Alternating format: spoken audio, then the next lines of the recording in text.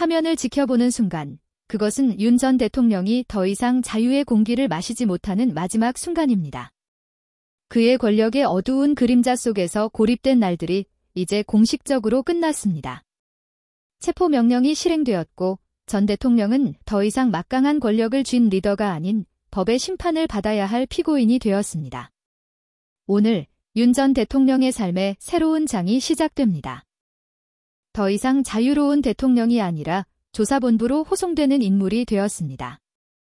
고위부패 조사본부 관계자들은 윤 전 대통령이 자택에서 체포되었음을 확인했습니다.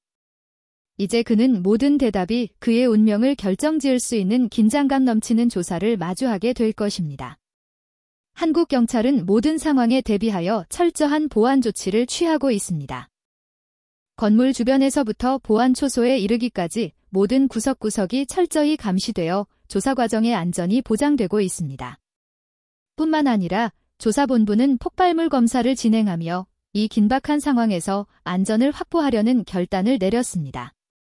윤 전 대통령의 저택은 남동구에 위치해 있으며 조사본부까지의 거리는 약 17에서 18km로 30분 이내로 이동할 수 있습니다.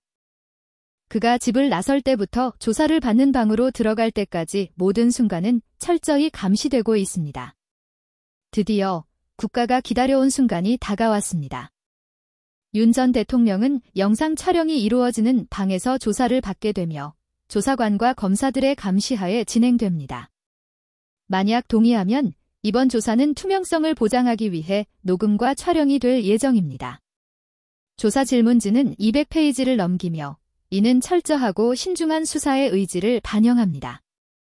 조사에 앞서 윤 전 대통령은 어떠한 유혈 사태도 방지하기 위해 조사에 동의했지만 그의 건강 상태는 크게 악화되었습니다. 그럼에도 불구하고 윤 전 대통령의 체포 과정에서 일부 불법적인 법 집행 행위들이 눈에 띄는 것에 대해 안타까움을 감출 수 없습니다. 연합뉴스에 따르면 윤 전 대통령의 차량이 조사본부에 도착했으며 그는 철저한 감시하에 그 지역에 들어갔습니다.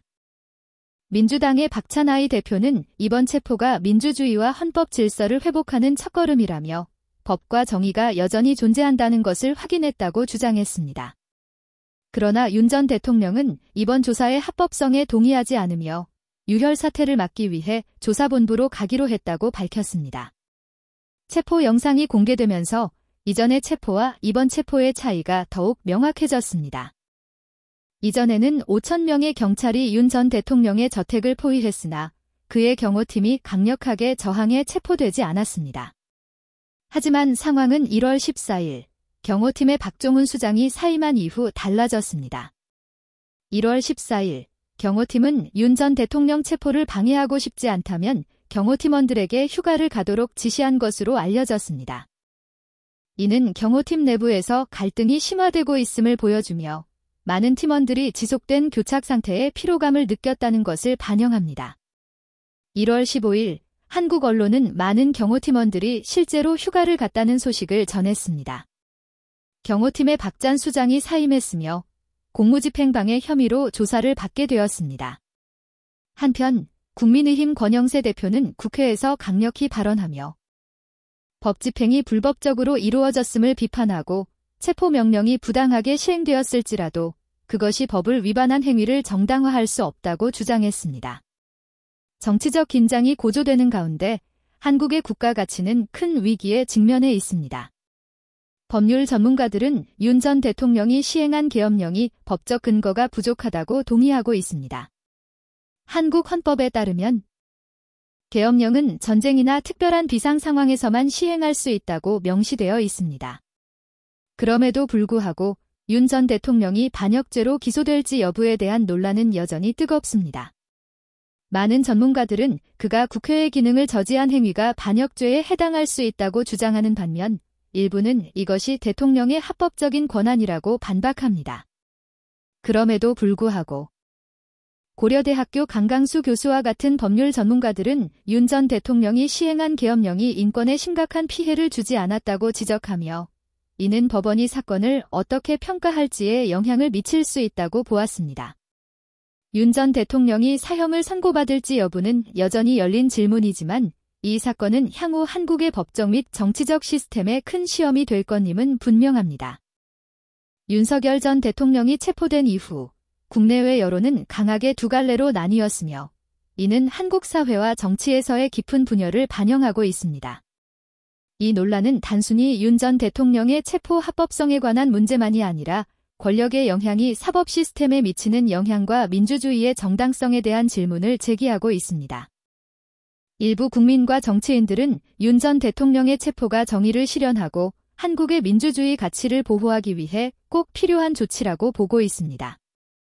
야당인 민주당의 박찬하의 대표는 이 사건이 정의가 누구에게도 휘둘리지 않음을 보여주는 중요한 신호라고 강조하며 윤 전 대통령에 대한 법 집행은 헌법 질서를 회복하는 데 필수적인 단계라고 주장했습니다.